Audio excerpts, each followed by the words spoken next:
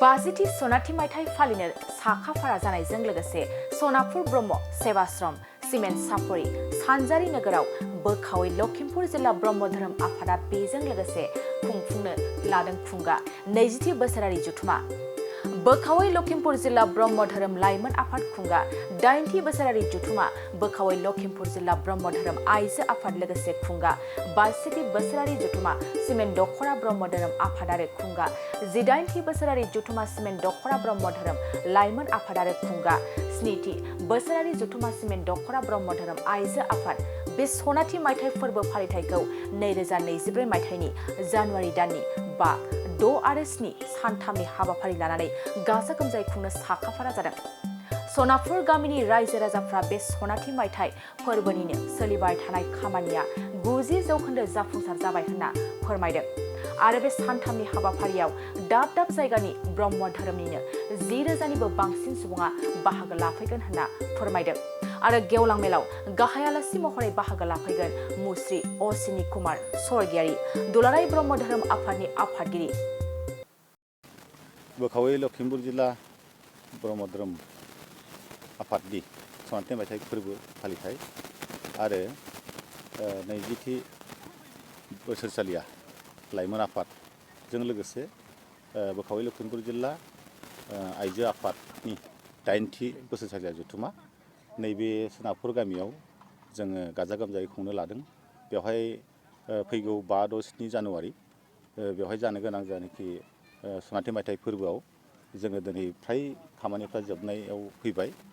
जोङो आसा खालामदों जोंनि बे खुंफुंनो लानाय सनाथि मायथाइ फोरबोआ गाजा गोमजायै जागोन आरो साफ्रोमबो जोंनि बेवहाय माने जानाखि हेफाजाब होफैदों रायजो राजाफ्रा हेफाजाब होफैदों आरो गासैबो धोरोमारिफ्राबो खौसेयैनो जोंनि नैबेयावहाय खुंनो लानाय सनाथि मायथाइ फोरबोआव माने बाहागो लाफैनायखौ जों नुनो मोनदों। गोजाननिफ्राय फ्राय आलासिखौ जोङो लेंहरदों। दासिमहालागै हयथ' बिथांमोना जोंखौ माने हयथ' प्रग्रामखौ मोनबाय। जोङो BKWSनि चिफखौबो जों बेयाव माने बिथांखौ लेंहरनाय जादों आरो लोगोसे जोंनिनो प्रधान बरुवा MP बिथांखौबो जों लेंहरनाय जादों आरो भुबन पेगु MLA जोंनिनो समस्तिनि बिथांखौबो जों लेंहरदों आरो मोनफ्रोमबो माने जायगानिफ्राय बा जोंनि बेवहाय थान्दै जानाय बिथांमोना नैबेवहाय बाहागो लाफैनायाव जोङो साफ्रोमखौबो जोंनि बे लखिमपुर जिल्लानि सिङाव थानाय गासिबो ब्रह्म धोरोम सिबियारि बिथांमोनखौबो जों बेवहाय हांख्रायनाय जादों। आसा खालामदों जोंनियाव खमबाबो 10,000सो भक्तआ जोंनाव बेवहाय माने बेवहाय फैनायखौ जों मिजिंथिदों आरो लोगोसे जोङो फ्राय जगाजगबो जागासिनो दङ जोंनिफ्राय मोनफ्रोमबो माबा इउनिटनिफ्राय जोंनि माने आन्चलिकनिफ्राय जोंनाव दा जगाजग खालामगासिनो दं। बिथांमोना साखाफारा जानानै हयथ' गाबोननि दिनावनो मोनाबिलियाव बिथांमोना मोनफैनो हासिगौ।